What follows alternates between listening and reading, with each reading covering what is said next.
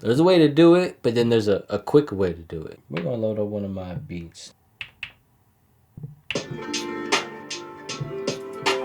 Okay, so what I'm going to do first, right, is I'm going to match what I have on the MPC sample. I have it set to 78 beats per minute. So we're gonna open up a new project in Logic, select audio. We're gonna set it to 78 beats per minute. The very first sound that you're gonna wanna use is probably something that's like a hi-hat, a kick. The kick should be right on the very first millisecond, right? I don't have it set to song mode. I just made a 4-bar loop and then I'll make the song arrangement within Logic. So it should be picking up. If I press play, you see it playing, and then you could just record the loop, right?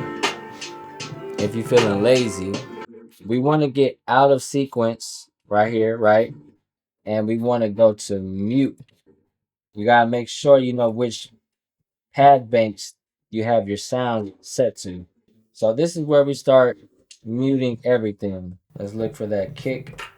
All right, so you see this green line going? You want to get a full bar of that. And you don't ever want to stop, right?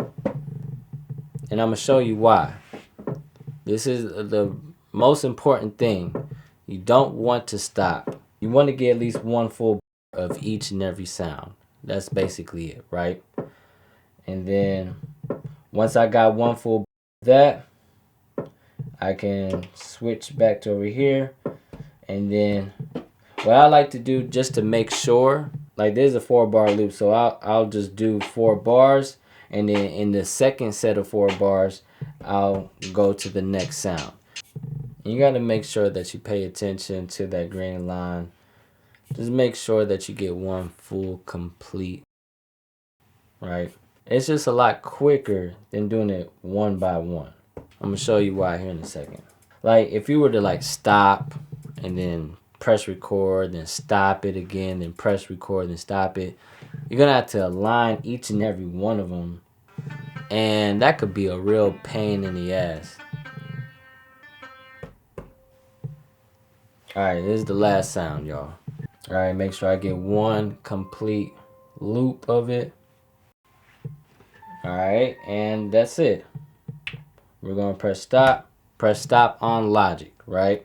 While editing this video, I forgot to mention that what you don't want to do is try to time it, like go exactly 1 bar and then, go to the exact bar or whatever. Mainly because some sounds might extend and overlap the next sound, and then you might have like a muddy sound when you try to like break it down or whatever. And 1, 2, 3, 4. All right, here goes the very beginning of my stems, right? Gonna want to cut it as close as possible, right? So once I'm there, I'm gonna take my loop, and since I already have it timed at 78 beats per minute, here's the trick. What you're gonna want to do is when you place it, right, you're gonna want to make sure that you zoom in on it and make sure that it's on the closest to the left, right? And then you go to bar number 5 and cut it while holding the option button. Now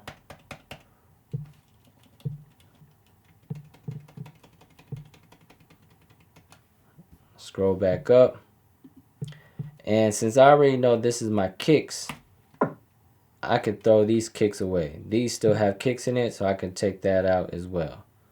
All right, this looks like a good set. Perfect. This one right here already looks like it's no good, so I'm gonna take that, and this looks like it's actually my hi-hats. Let's listen to this one. Nope, I can throw that one away already. This one looks blank. Let's double check. All right. Throw that one away, throw that one away, throw that one away. That's the one, that's the sample right there. Throw that one away. Throw this one away. All right, so we're gonna go back over here, listen to our sounds. So I know that was no good already because it had 2 sounds in it. I'm gonna place that one right there. That one starts off late, so I know that one's no good. I know that one's no good. I think that's my last sound. Yep. And then I hold all of them, or I press Command A. It selects all of them. I press L, and then I have an infinite loop. I showed y'all this example just to show you what to look for, what not to look for. Normally you have a consistent waveform. So like if it's a hi-hat, you'll have those same patterns or whatnot. When you do it a lot, then it becomes like clockwork. Normally what I do is when I cut it, instead of cutting it every 4 bars, I'll make my cuts to every 8 bars. So that way I'll have 4 bars of what I'm supposed to have, and then the next 4 bars will just be, you know, the transition, you know, the next sound or whatever, right? So each and every track will be 8 bars long, and then I'll just select all of them and then shorten them to 4 bars, and then it's even quicker. You don't have to make so many cuts. And then, you know, I can always add effects or whatnot. Then I like to actually start on bar number 5.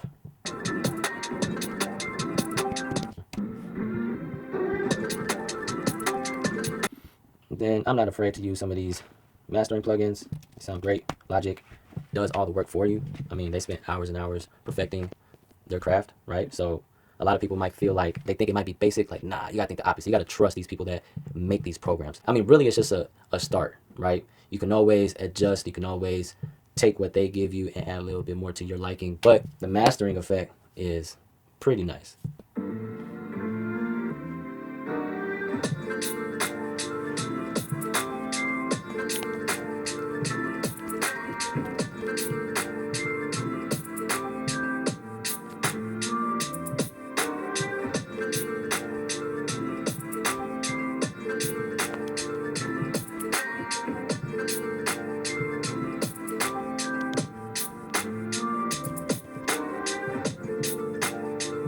I just felt like I had to do this. I'm not really like a tutorial guy. I ain't afraid to wear a new hat. Beat maker, rapper slash actor slash whatever. Hey, let's add doing tutorials to the list. If you like this, let me know. I might do some more. I actually have a class, by the way, if you want me to personally teach you Logic 101. That's what I do. I've taught about 20, 21 students. Anyways, I'll let y'all.